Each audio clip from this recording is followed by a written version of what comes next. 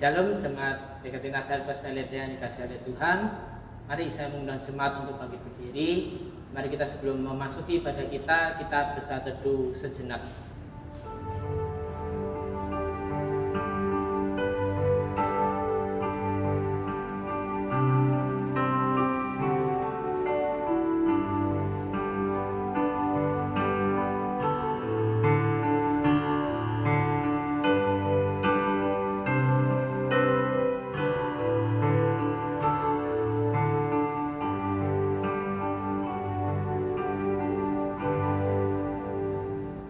Arahkanlah hatimu kepada Tuhan dan beribadahlah kepadanya dengan sikap penyembahan. Ibadah GKT Nasihat Peletia kita mulai dalam nama Allah Bapa, Allah Putra, dan Allah Roh Kudus. Amin. Kasih karunia dan damai sejahtera dari Allah Bapa kita dan dari Tuhan Yesus Kristus menyertai kamu sekalian. Jemaat dipersilakan untuk duduk kembali. Jemaat yang dikasih oleh Tuhan, saya percaya dan memaklumi bahwa setiap banyak orang yang saat ini di situasi yang ini, banyak sekali orang yang akan takut, khawatir, cemas akan kondisi, situasi, dan apa yang akan terjadi di dalam hidupnya. Tetapi saya mau mengatakan satu hal melalui pujian yang akan kita nyanyikan. Kita tidak perlu takut, kita tidak perlu cemas, kita tidak perlu bimbang, ataupun kita tidak perlu khawatir. Karena kita mempunyai Allah, Allah El Shaddai, Allah yang Maha Kuasa.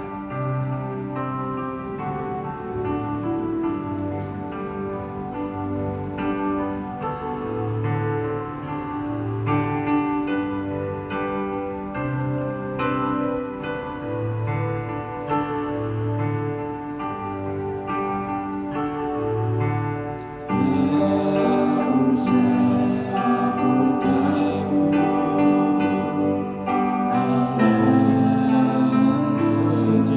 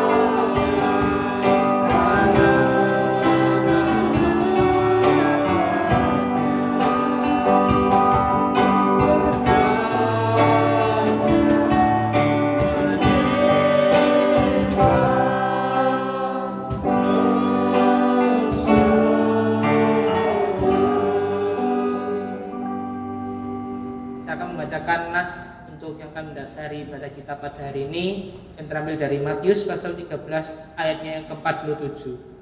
Demikian pula hal kerajaan surga itu seumpama pukat yang dilabuhkan di laut, lalu mengumpulkan berbagai-bagai jenis ikan.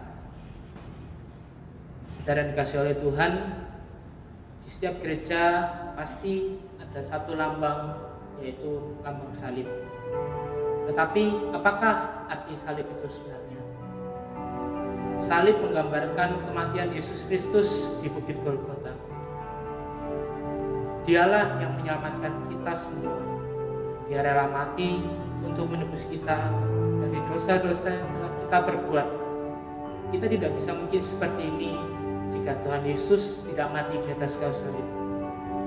Hanya karena salibnya kita bisa menang. Hanya karena salibnya kita bisa terbebas dari dosa.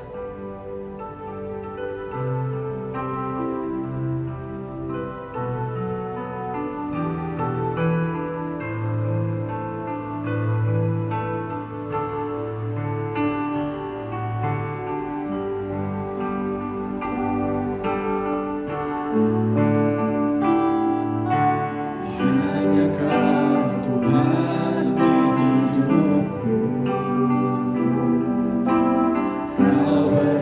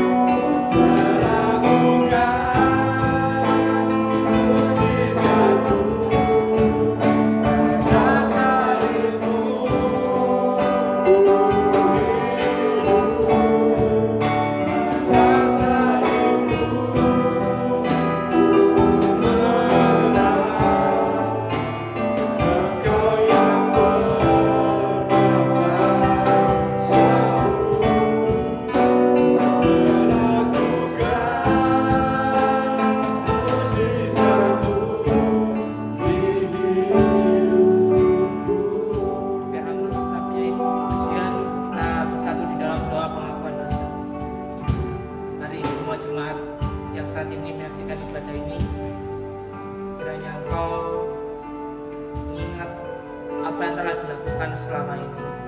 Apa saja yang kita lakukan yang membuat hati Tuhan Yesus terluka, membuat hati Yesus sedih, baik itu yang sengaja kita lakukan ataupun yang kita tidak sengaja kita lakukan. Mari kita meminta ampun dan memohon kepada Tuhan, karena Dialah satu-satunya yang dapat menyelamatkan kita dari dosa-dosa yang merenggut kita.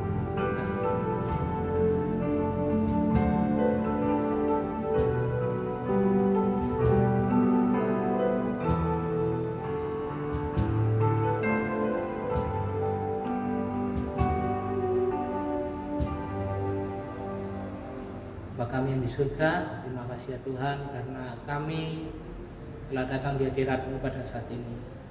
Tuhan Yesus, kami saat ini datang dalam hadirat-Mu untuk mengakui segala dosa dan segala kesalahan yang kita buat, baik itu yang kami lakukan dengan sengaja maupun tidak sengaja. Kami minta ampun ya Tuhan, kami manusia yang terbatas, dan Kaulah Allah yang Maha Kuasa, Allah yang Pengampun, yang dapat menyelamatkan kita semua dari dosa-dosa, dari semua kesalahan dan maut yang merenggut kita. Terima kasih, kami minta maaf. Ya Tuhan Yesus, kami bisa berdoa dan mengucap syukur. Amin. Saya undang jemaat untuk bangkit berdiri. Berdasarkan kasih karunia Allah dalam Tuhan kita Yesus Kristus, saya sampaikan berita pengampunan dosa kepada tiap-tiap orang yang mengaku dengan tulus dan ikhlas bagaimana janji Allah di dalam firman-Nya dalam Kisah Para Rasul pasal 10 ayat yang ke-43. Tentang Dialah semua nabi bersaksi bahwa barang siapa percaya kepadanya, ia akan mendapatkan pengampunan dosa oleh karena namanya. Oleh sebab itu, biarlah kita juga diperdamaikan dengan sama dan kepada Tuhan, serta turut bagian dalam damai sejahtera Tuhan kita Yesus Kristus. Petunjuk hidup baru, marilah kita mendengarkan petunjuk hidup baru sebagaimana tertulis dalam Matius pasal 28 ayat yang ke-19.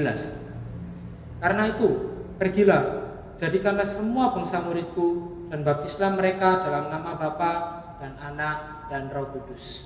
Jemaat dipersilakan untuk duduk kembali. Salam jemaat yang dikasihi oleh Tuhan, kita bersyukur bahwa kita masih bisa beribadah walaupun hanya di rumah saja. Tapi meskipun kita tidak di dalam gereja fisik kita, tapi kita masih bisa bersekutu bersama di dalam Tuhan. Kita masih bisa memuji Tuhan, kita masih bisa mendengarkan firman Tuhan. Mari segala yang ada di langit dan semua yang ada di bumi, kita memuji Tuhan. Langit dan bumi, pujilah Tuhan.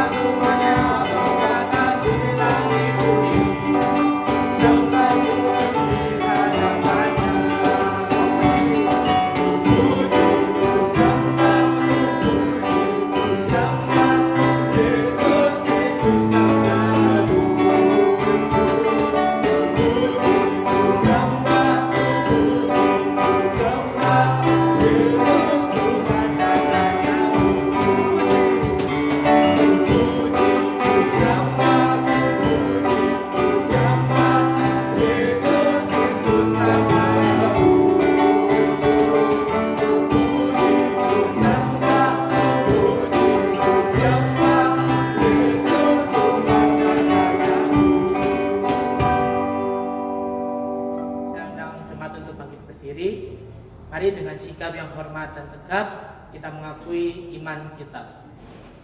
Pengakuan iman rasuli.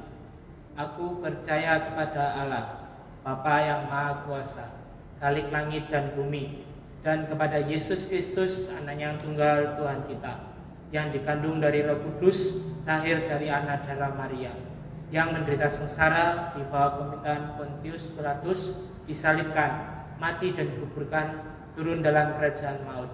Pada hari yang ketiga, bangkit pula di antara orang mati, naik ke surga, duduk di sebelah kanan Allah, Bapa yang Maha Kuasa. Dan dari sana Ia akan datang untuk menghakimi orang yang hidup dan yang mati. Aku percaya kepada Roh Kudus, gereja yang kudus dan am, persekutuan orang kudus, pengampunan dosa, kebangkitan tubuh, dan hidup yang kekal. Amin. Jemaat disilakan untuk duduk kembali. Kita akan memasuki doa syafaat. Ada beberapa pokok doa yang kita harus doakan. Yang pertama, kita berdoa untuk Sekolah Kristen Aletheia yang saat ini telah membuka pendaftaran untuk penerimaan murid baru. Kiranya bahwa Sekolah Kristen Aletheia ini tetap eksis dan tetap berkarya di lingkungan sekitar, dan menjadi sekolah yang membawa nama kekristenan yang baik, supaya juga murid-murid, guru-guru yang mengalami dampak dari COVID-19 ini, supaya tetap kita kuatkan, supaya Tuhan memberkati guru-guru dan seluruh warga sekolah ini. Juga kita berdoa untuk bangsa dan negara kita yang saat ini masih mengalami masalah yang begitu banyak, tidak hanya pandemi saja tetapi yang lainnya, yang kemarin juga ada demo. Kita berdoa untuk kesembuhan negara kita berdoa untuk kedamaian negara kita yang saat ini mungkin masih diambang permasalahan. Kita juga berdoa untuk firman Tuhan yang akan disampaikan oleh hamba-Nya, supaya firman yang disampaikan ini benar-benar masuk, benar-benar kita bisa lakukan, dan kita bisa bagi ke orang-orang terdekat kita. Mari kita satu dalam doa. Bapa kami yang berada di surga, kami bersyukur Tuhan kami kembali dalam hadirat-Mu. Kami berdoa untuk Sekolah Kristen Aletheia yang saat ini juga masih mengalami penutupan karena masalah pandemi ini, tapi kiranya supaya sekolah ini tetap eksis, supaya tetap bisa mengajar guru-gurunya melalui video daring ataupun tugas-tugas yang diberikan. Juga berkatilah untuk anak-anak, murid-murid, supaya masih bisa belajar dengan sungguh-sungguh, dan berkatilah orang tua yang mendampingi mereka. Dan juga kiranya Sekolah Kristen Aletheia ini semakin berkembang, baik itu kuantitas jumlah ataupun kualitas sekolahnya. Yesus, kami juga berdoa Tuhan untuk negara kami Indonesia yang saat ini masih mengalami masalah, itu banyak masalah, itu banyak konflik-konflik yang terjadi, supaya bangsa negara ini kami bisa sembuh, bisa damai, bisa sejahtera untuk seluruh warganya. Berkatilah para pemerintahan yang menjabat, berkatilah tenaga medis dan juga masyarakat, supaya bisa saling bekerja sama untuk mengatasi masalah-masalah pandemi ini. Juga berdoa Tuhan untuk firman Tuhan yang akan disampaikan oleh hamba-Mu, supaya firman Tuhan yang disampaikan supaya bisa masuk dalam hati setiap jemaat dan bisa dibagikan ke setiap orang-orang yang ada di sekitarnya. Terima kasih. Dalam nama Yesus kami sudah berdoa dan mengucap syukur. Amin. Ya, lagi kita akan mendengarkan firman Tuhan, tapi kiranya firman Tuhan itu kita dengarkan, kita resapi, kita renungkan, dan kita juga bagikan ke setiap orang-orang yang ada di sekitar kita. Mari kita menaikkan pujian bekerja selama siang.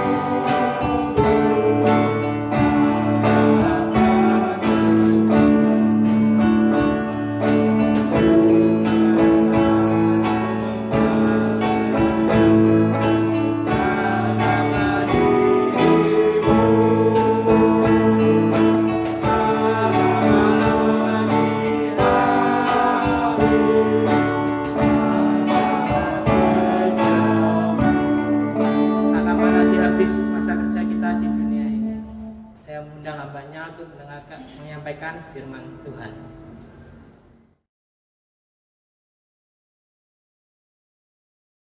Salam sejahtera bagi kita semua. Hari ini kita akan belajar firman Tuhan. Mari kita mohon pertolongannya. Tuhan, kami ingin datang kepadamu dan selalu ingin datang kepadamu. Duduk di dekat kakimu untuk mendengarkan sabdamu. Sabdamu yang begitu agung dan mulia, yang memberikan kekuatan dan pertolongan bagi jalan hidup kami. Bagaimana kami harus hidup di hadapan Engkau. Kami hari ini Tuhan mau belajar satu topik tentang perkabaran Injil. Pimpin kami semua, bukan saja untuk mengerti, tetapi juga melakukannya di dalam kehidupan kami sehari-hari. Terima kasih ya Tuhan.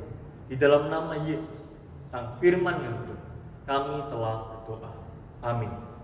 Saudaraku yang kasih dalam Tuhan, hari ini kita akan belajar satu topik tentang pemberitaan Injil. Pemberitaan Injil.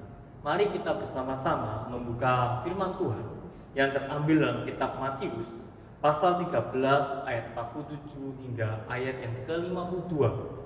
Matius pasal 13 ayat 47 hingga ayat yang ke-52.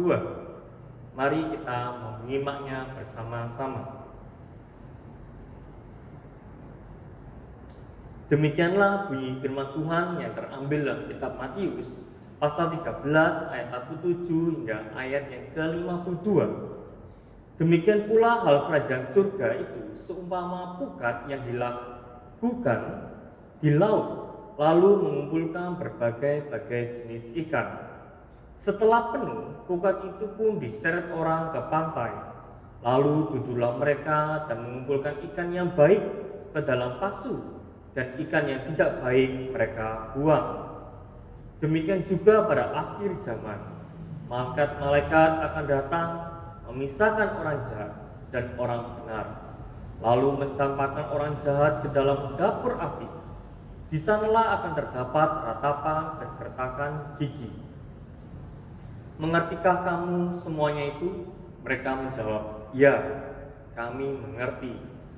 Maka berkatalah Yesus kepada mereka, karena itu setiap ahli Taurat yang menerima pelajaran dari hal kerajaan surga itu seumpama tuan rumah yang mengeluarkan harta yang baru dan yang lama dari perbendaharaannya. Amin. Saudaraku yang kasih dalam Tuhan, hari ini kita belajar tentang kerajaan surga yang diumpamakan seperti pukat yang dilakukan di laut. Seperti pukat yang dilakukan di laut.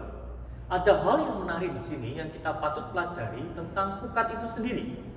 Pukat jenis apakah yang dimaksud oleh Yesus? Di dalam bahasa Yunani-nya, pukat ini disebut sigene. Sigene ini adalah pukat khusus. Pukat yang kalau kita kenal hari ini disebut pukat tarik. Nah, apa itu pukat tarik? Pukat tarik itu adalah sekelompok atau semacam jaring, ya, jaring alat penangkap ikan yang berkantong tanpa alat pembuka mulut jaring. Jadi alias jaring itu betul-betul jaring yang begitu panjang, begitu lebar, yang biasanya ditarik oleh dua kapal. Dan kapal ini lama-lama itu akan menjadi satu seperti lingkaran, sehingga ikan di dalamnya tidak bisa keluar. Atau biasanya satu ujung jaring pukat ini diikat di pantai, dan satu lagi ditarik oleh kapal dan putar sampai ke satu titik, dan sampai ke satu titik kembali lagi ke bibir pantai, dan itu ditarik bersama-sama sehingga ikan yang di dalamnya tidak dapat keluar. Nah, pukat ini adalah pukat khusus. Kenapa pukat khusus, pukat tarik ini? Karena hanya digunakan untuk menangkap ikan yang hidup di dasar laut. Hanya hidup di dasar laut, di mana dasarnya berupa lumpur, pasir, dan berbatuan. Jarang sekali terdapat terumbu karang. Jadi pukat ini pukat khusus untuk menangkap ikan yang di dasar laut, dan harus ada terikat ujung-ujungnya.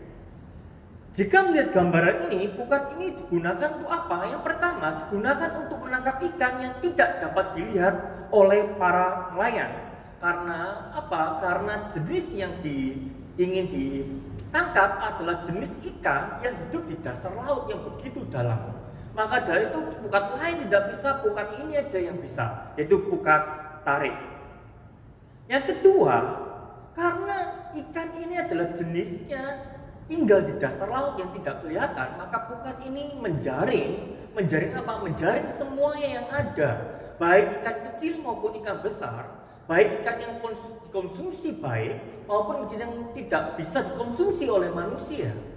Nah, maka dari itu di dalam ayat 48 dengan jelas mengatakan apa? Mengatakan bahwa setelah pukat itu penuh, itu diseret orang ke pantai. Lalu duduklah mereka dan mengumpulkan ikan yang baik ke dalam pasu dan ikan yang tidak baik mereka buang. Nah, karena pukat ini adalah pukat yang untuk sampai dasar laut dan untuk jenis ikan yang tidak terlihat yang begitu dalam hidupnya, maka pukat ini menjaring semuanya. Nah, saudaraku yang kasih dalam Tuhan, ikan yang baik sama ikan yang tidak baik, firman Tuhan katakan pada saat pukat ditarik sampai ke bibir pantai, setelah itu dipisahkan. Ikan yang tidak baik di dalam bahasa Yunani menggunakan kata sapros, yaitu apa? Ikan yang busuk. Ikan yang busuk. Jadi ikan ini bukan sekedar ikan yang digambarkan, ikan yang beracun atau ikan yang tidak dapat dikonsumsi, diolah, tetapi ini ikan yang betul-betul tidak layak, tidak pantas. Kenapa? Karena ikan ini sudah busuk, sudah menjadi bangkai. Maka Alkitab menjelaskan ada ikan yang baik yang dapat dikonsumsi, ada ikan yang tidak baik yang dibuang, adalah jenis ikan yang dikategorikan adalah ikan yang busuk. Ya, yang tidak dapat sama sekali dipandang bahwa itu ikan yang dimana sama sekali di dalam dirinya tidak ada kebaikan. Nah, saudaraku yang kasih di dalam Tuhan, melalui perumpamaan ini Tuhan mengajarkan banyak hal kepada kita. Yang pertama, Tuhan mengatakan bahwa pukat tarik itu disebarkan di mana? Di laut. Laut itu apa? Yang pertama, kita bicara tentang laut. Laut itu menggambarkan dunia. Laut itu menggambarkan dunia.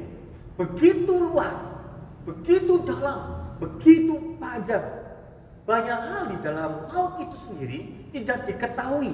Banyak misteri-misteri di sana. Kenapa demikian? Karena laut itu begitu dalam, begitu panjang, begitu luas. Apa maksud firman Tuhan ini? Tuhan mengajak kita, mengajak gerejanya, mengajak umatnya untuk melihat apa? Dunia.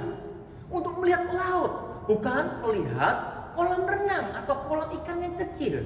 Tuhan lihat mengatakan pukat itu akan disebarkan di laut. Lihatlah laut, bukan lihat yang kecil, lihat yang luas, lihat yang besar, lihat yang agung, lihat yang pekerjaan Tuhan yang begitu banyak, bukan melihat yang kecil. Saudara yang kasih di dalam Tuhan, ini hal yang penting bagi kita semua. Untuk apa? Karena kita tahu bahwa bahwa banyak sekali orang-orang Kristen melihat hal-hal yang kecil, hal-hal yang tidak berbicara, yang kurang berbicara tentang pekerjaan Tuhan yang besar. Seringkali orang Kristen berbicara tentang pekerjaannya. Seringkali orang Kristen berbicara tentang keluarganya. Seringkali orang Kristen berbicara tentang rumah tangganya, pasangan hidupnya, usahanya. Saudara, Tuhan memanggil kita untuk melihat laut. Tuhan memanggil kita untuk melakukan sesuatu yang lebih besar. Tuhan memanggil kita untuk berdampak kepada sesuatu yang lebih besar, kepada orang-orang yang lebih luas, seperti laut. Kita ingat kisah tentang Abraham. Abraham dipanggil oleh Tuhan, ya, untuk apa? Untuk menjadi berkat. Untuk menjadi berkat.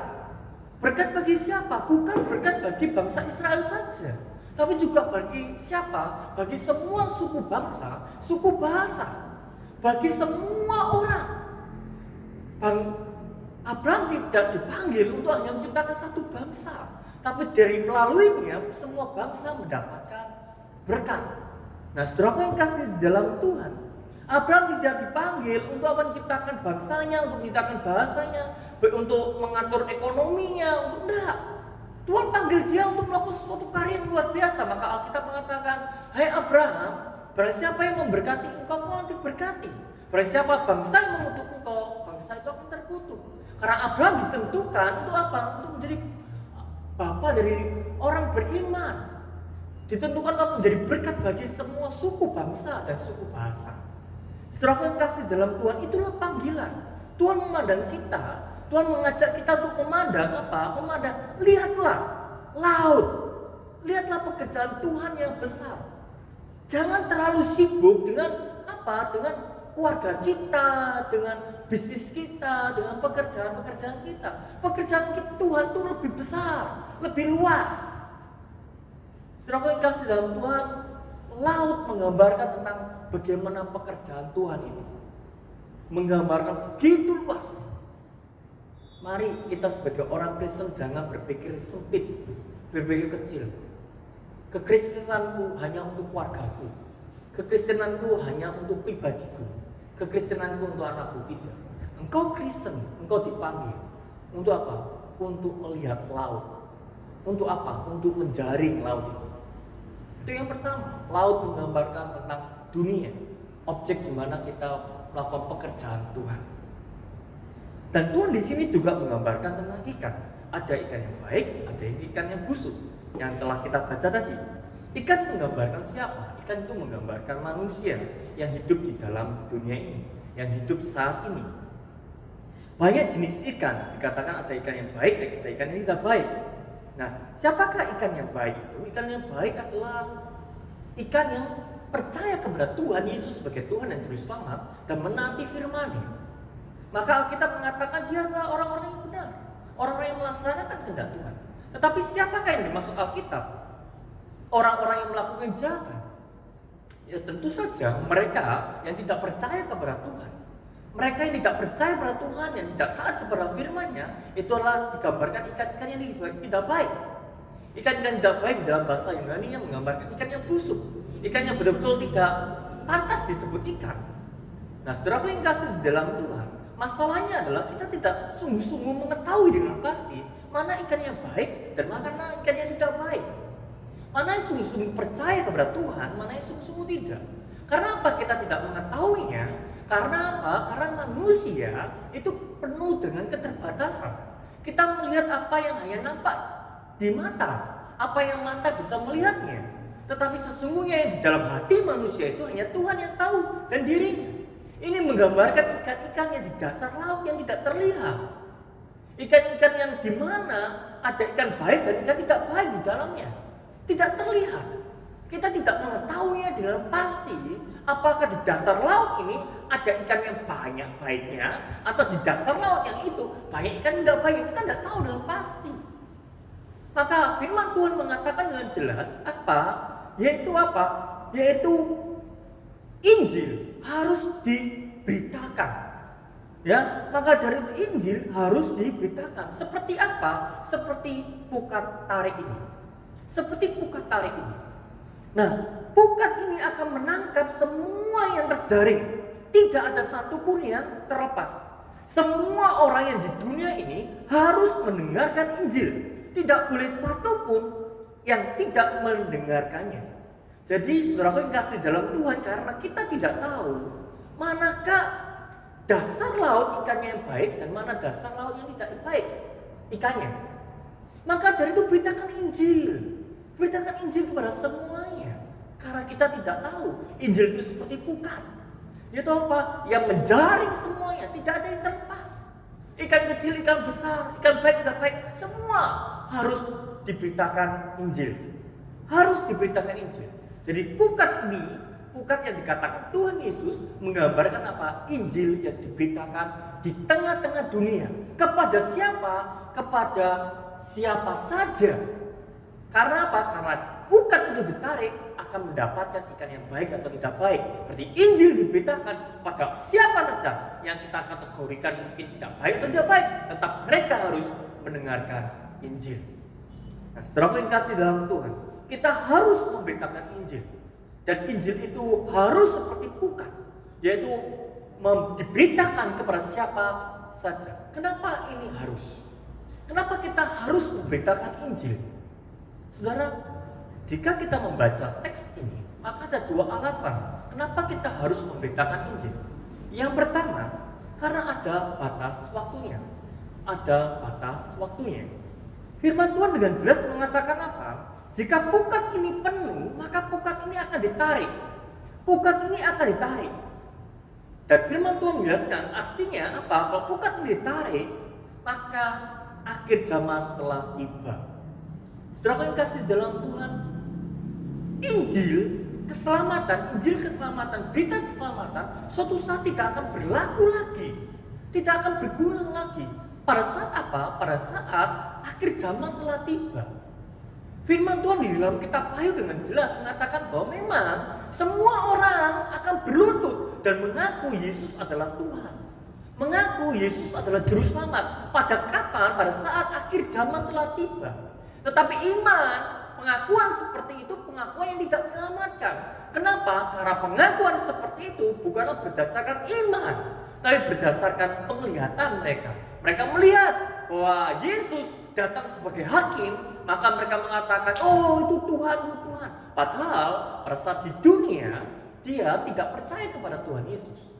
Semua orang, agama apapun, nanti pada saat menjelang akhir zaman, mereka akan mengakui Yesus sebagai Tuhan. Cuma pengakuan mereka, pengakuan yang terlambat. Kenapa pengakuan yang terlambat? Karena apa? Karena mereka sudah di alam baka.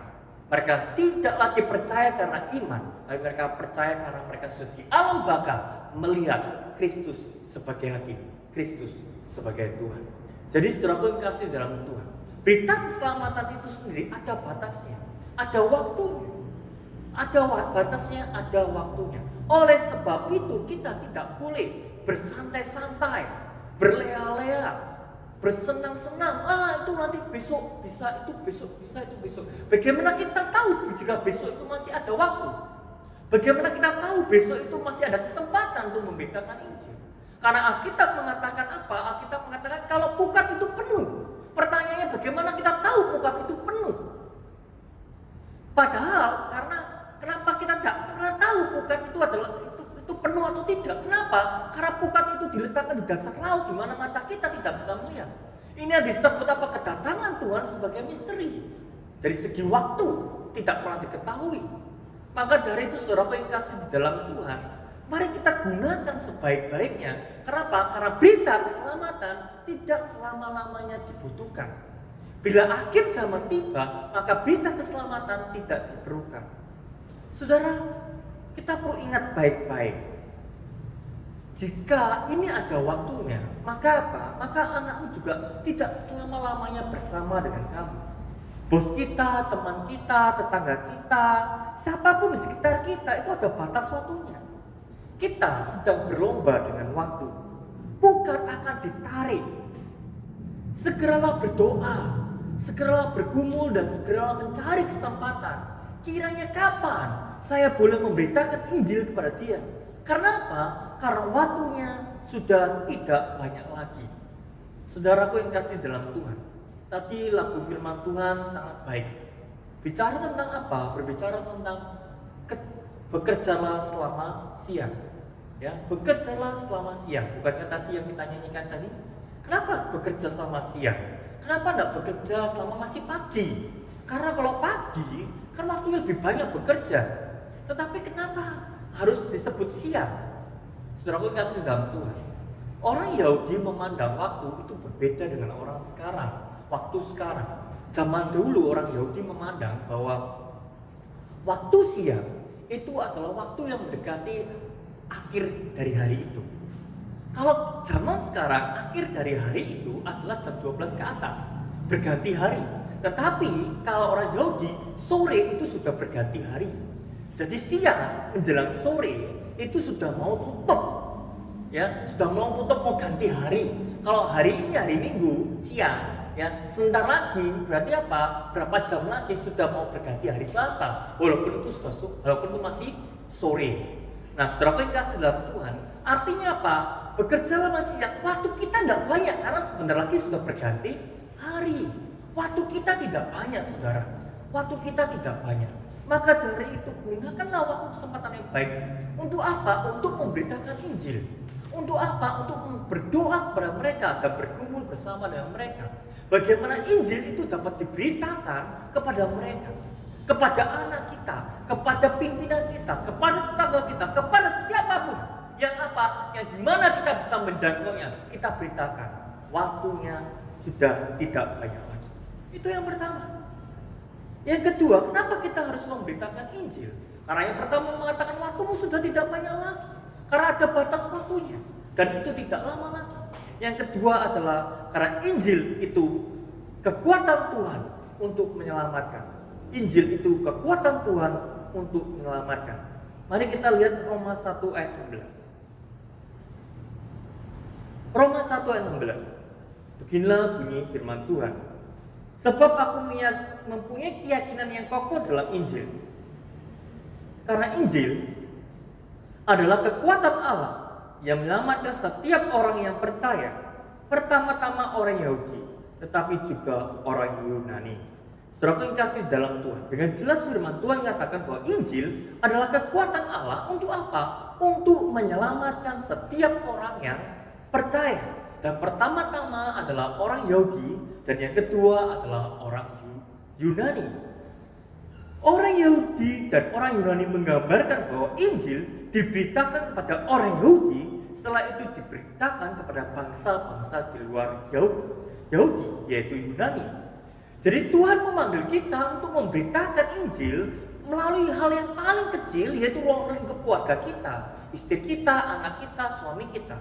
Setelah itu ruang lingkup yang agak besar lagi, yaitu apa? Dunia pekerjaan kita atau dunia pertemanan kita.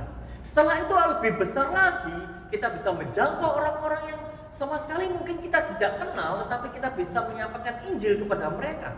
Melalui apa? Melalui media sosial hari ini tentunya yang bisa menjangkau di mana saja, atau melalui banyak hal yang kita bisa lakukan untuk menjangkau orang-orang lebih luas. Jadi dari Yahudi menuju ke Yunani, dan artinya apa? Dari yang paling kecil, paling pokok utama, yaitu sampai ke siapa? Ke kalangan yang lebih luas, ke kalangan yang lebih besar. Maka firman Tuhan itu harus diberitakan. Harus diberitakan. Orang tidak akan bisa mengenal Tuhan jika orang tidak memberitakan tentang Tuhan. Orang tidak akan percaya kepada Tuhan selama orang itu tidak mendengar tentang Tuhan. Kita percaya pada saat orang mendengar Tuhan, di situ Roh Kudus bekerja, maka pintu hatinya terbuka, dia bisa menerima Yesus Kristus sebagai Tuhan dan Juru Selamat. Saudara yang kasih dalam Tuhan, maka dari itu Injillah yang kita beritakan, karena Injil adalah kekuatan Allah untuk menyelamatkan. Bukan bakso yang kita beritakan. Ada bakso yang enak di sini harganya 10.000. Maukah engkau makan bersama dengan saya? Ataukah kita mengatakan di sini ada game yang bagus? Maukah kita bermain bersama-sama? Saudara yang kasih dalam Tuhan, seringkali orang Kristen bukan memberitakan Injil, tapi lebih membicarakan tentang kehidupan sehari-hari, kehidupan keluarganya, kehidupan pergumulannya. Tapi firman Tuhan mengatakan, engkau diutus dan engkau dipanggil menjadi anak Tuhan untuk memberitakan Injil. Karena Injil itu adalah menyelamatkan. Injil adalah kekuatan Allah. Untuk kepada siapa? Kepada setiap orang yang percaya. Nah, saudara yang kasih dalam Tuhan, siapakah mereka yang disebut orang-orang yang memberitakan Injil? Mari kita lihat ayat 51 dan ayat ke-52. Ayat 51 dan 52. Mengertikah kamu semuanya itu? Mereka menjawab, ya kami mengerti. Maka berkatalah Yesus kepada mereka, karena itu setiap ahli Taurat yang menerima pelajaran dari hal kerajaan surga itu seumpama tuan rumah yang mengeluarkan harta yang baru dan yang lama dari perbendaharaannya. Siapakah mereka yang dimaksud? Maka Tuhan bertanya, mereka itu adalah yang Tuhan tanya, mengertikah kamu? Mengertikah kamu? Maka murid-muridnya menjawab, iya aku mengerti. Nah setelah itu Yesus menyamakan mereka dengan ahli Taurat. Yang ahli Taurat adalah orang yang belajar tentang Taurat, betul ya? Tetapi Taurat ini bukan Taurat yang dimaksud banyak orang-orang Farisi, tidak. Tapi dikatakan dengan jelas, Firman Tuhan mengatakan apa? Harta yang baru dan yang lama dari perbenarannya. Dia mengeluarkan harta yang baru dan yang lama. Artinya apa? Adalah murid-murid Tuhan yang telah belajar tentang perjanjian lama dan perjanjian baru. Mereka belajar tentang Alkitab yang utuh. Orang-orang itu adalah orang-orang yang memberitakan Injil seperti buka tarik di mana saja dia akan memberitakan Injil. Pada saat dia di dalam keluarga mereka membicarakan tentang Yesus. Pada saat mereka di dunia pekerjaan, pada saat ada kesempatan, dia panggil temannya dan dia berbicara tentang Yesus. Pada saat dia sedang bermain dengan teman-temannya, mungkin dia futsal atau mungkin dia sedang mancing, dan tidak lama kemudian dia berbicara tentang Yesus kepada orang itu. Di mana saja, seperti orang ini adalah seperti kuka, di mana disebarkan Injil di mana saja. Nah, siapakah mereka? Mereka adalah orang-orang yang mempelajari Alkitab, yang mempunyai Alkitab perjanjian lama dan perjanjian baru, dia mempelajari dengan sungguh-sungguh. Maka dari itu orang ini adalah orang yang memberitakan Injil. Nah, saudara yang kasih dalam Tuhan, kenapa ini penting? Kenapa ini harus? Bahwa orang yang memberitakan Injil adalah orang-orang yang mempelajari baik perjanjian lama maupun perjanjian baru, atau yang disebut kita Alkitab, kumpulan dari kitab-kitab itu. Saudara, orang yang tidak mempelajari Alkitab dengan sungguh-sungguh, orang itu tidak akan mengerti isi hati Tuhan. Orang itu tidak akan mengerti maksud Tuhan. Orang itu tidak akan mengerti kehendak Tuhan. Apa yang Tuhan mau di dalam dunia ini? Apa yang Tuhan inginkan? Apa yang Tuhan maksud, Tuhan rindukan untuk orang-orang yang terhilang? Orang itu tidak akan pernah mengerti. Kenapa orang itu tidak mengerti? Karena orang itu tidak belajar Alkitab dengan sungguh-sungguh. Maka Alkitab mengatakan, firman Tuhan juga mengatakan, dan Tuhan Yesus menegaskan, engkau mengerti? Ya, aku mengerti. Engkau adalah ahli Taurat yang mempelajari perjanjian lama dan perjanjian baru. Maka dari itu, keluarkanlah dari perbendaharaan. Beritakanlah itu, baik perjanjian lama dan perjanjian baru. Kepada siapa? Kepada semua orang. Maka Alkitab, jika kita pelajari dengan sungguh-sungguh, semakin orang belajar Alkitab, maka dia semakin rindu memberitakan Injil. Kenapa bisa demikian? Karena dia mempunyai apa? Mempunyai kerinduan Tuhan. Dia mengerti maksud Tuhan. Dia mengetahui keinginan Tuhan. Dia sungguh-sungguh apa? Sungguh-sungguh berjuang bersama-sama dengan Tuhan. Saudara yang kasih dalam Tuhan, orang yang sedikit belajar firman Tuhan, orang itu juga sedikit akan memberitakan Injil. Orang yang mempelajari banyak firman Tuhan dengan sungguh-sungguh, maka dia juga banyak memberitakan Injil. Saudara yang kasih dalam Tuhan, Tuhan dan firman itu ada di dalam diri kita, tidak terpisahkan. Maka kitab Yohanes 15 ayat 7 mengatakan dengan jelas, jika Tuhan tinggal dalam diri kita, maka firman-Nya juga tinggal dalam diri kita. Keinginan, kehendaknya, harapannya tinggal di dalam diri kita. Bagaimana kita menjalani hidup kita? Kita menjalani hidup kita sesuai dengan apa yang Tuhan mau, bukan apa yang aku mau. Kenapa orang sulit memberitakan Injil? Banyak penyebab, tapi penyebab utamanya adalah dia tidak belajar Alkitab sungguh-sungguh. Dia tidak belajar firman Tuhan sungguh-sungguh. Maka dia sulit untuk memberitakan Injil. Kenapa dia sulit? Karena dia tidak mengetahui dengan sungguh-sungguh bagaimana hati Tuhan yang bergetar, hati Tuhan yang rindu untuk apa? Jiwa-jiwa itu diselamatkan. Saudara yang kasih dalam Tuhan, apa yang kita pelajari? Yang pelajari yang pertama adalah jangan sibuk dengan urusan-urusan pribadi. Tuhan memanggil kita untuk urusan yang lebih besar. Tadi contoh sudah diberikan. Abraham dipanggil bukan untuk bangsa Yahudi. Abraham dipanggil untuk memberkati segala suku bangsa. Tuhan memanggil kita untuk melihat laut, untuk mengerjakan laut, bukan untuk sekitar kolam kecil atau kolam di mana tempat ikan berkumpul sedikit, tapi Tuhan memanggil kita untuk pekerjaan yang besar. Bagaimana dengan keluarga? Bagaimana dengan pekerjaan?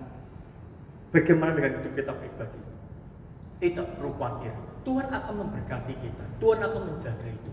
Tetapi tugas utama kita yang paling utama, yang paling pokok, lihatlah yang besar, yaitu beritakan Injil kepada semua orang, tidak hanya kepada keluarga kita, tidak hanya kepada anggota keluarga yang lain, tetapi apa? Kepada semua orang, semua orang. Yang kedua, belajar firman Tuhan. Engkau harus belajar firman Tuhan dengan sungguh-sungguh. Supaya apa? Supaya mengenal isi hati Tuhan, mengenal kehendak Tuhan, mengenal kerinduan Tuhan.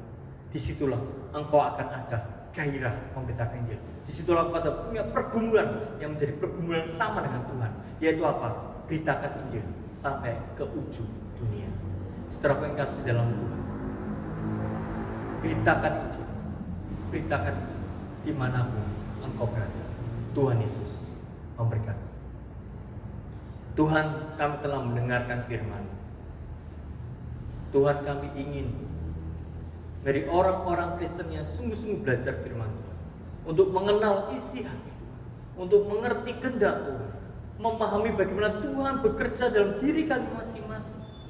Tuhan, Engkau datang ke dunia untuk menyelamatkan manusia yang berdosa. Maka Engkau putuskan, maka Engkau memutuskan untuk memberitakan Injil kepada semua suku bangsa, kepada semua orang yang di mana Tuhan Engkau izinkan kami untuk memberitakan.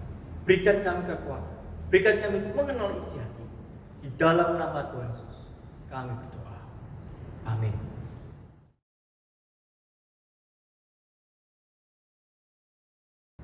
Mari kita nyatakan rasa syukur kita kepada Tuhan. Sebelum itu saya bacakan satu ayat, yaitu Kisah Para Rasul pasal ke-20 ayat yang ke-35. Dalam segala sesuatu telah kuberikan contoh kepada kamu, bahwa dengan bekerja demikian kita harus membantu orang-orang lemah dan harus mengingat perkataan Tuhan Yesus. Sebab Ia sendiri telah mengatakan, adalah lebih berbahagia memberi daripada menerima. Persembahan dapat diberikan melalui transfer ke bendahara gereja, atau dapat disimpan lalu diberikan pada saat ibadah tatap muka, atau juga dapat diberikan ke sekretariat gereja dengan dimasukkan di dalam amplop, diberikan nama, tempat ibadah, dan juga waktu ibadah. Mari kita mengiringi persembahan kita dengan mengingat pujian Tidak Dengan Tangan Yang Hamba. Ku datang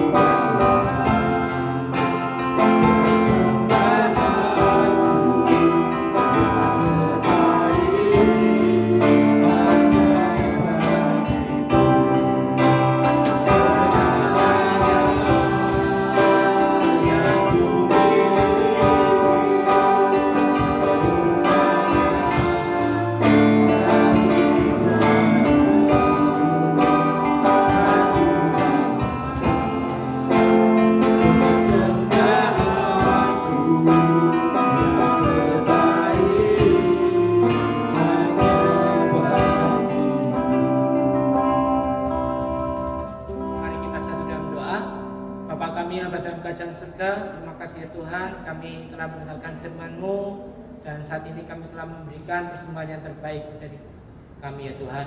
Itu semua adalah milik-Mu ya Tuhan. Pergunakanlah di dalam gereja ini supaya gereja ini bisa semakin berkembang dan bisa membantu banyak orang-orang, jemaat-jemaat yang membutuhkan. Terima kasih, di dalam nama Tuhan Yesus kami sudah berdoa dan mengucap syukur. Amin. Saya undang jemaat untuk bangkit berdiri. Mari kita mengembalikan segala kemuliaan hanya bagi Tuhan. Doksologi.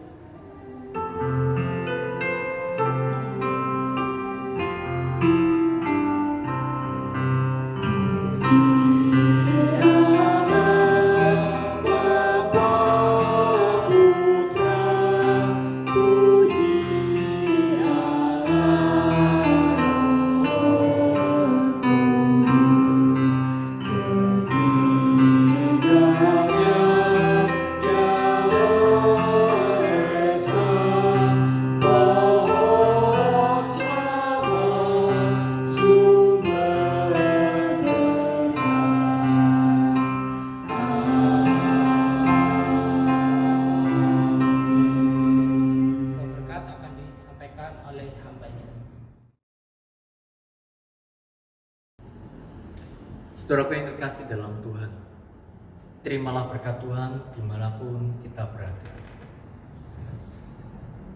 Kiranya Allah Bapa, Allah Anak dan Allah Roh Kudus, Allah yang Esa itu, memberikan engkau kekuatan dan komitmen untuk senantiasa memberitakan Injil dan belajar firman-Nya saat ini sampai Kristus datang yang kedua kalinya. Amin.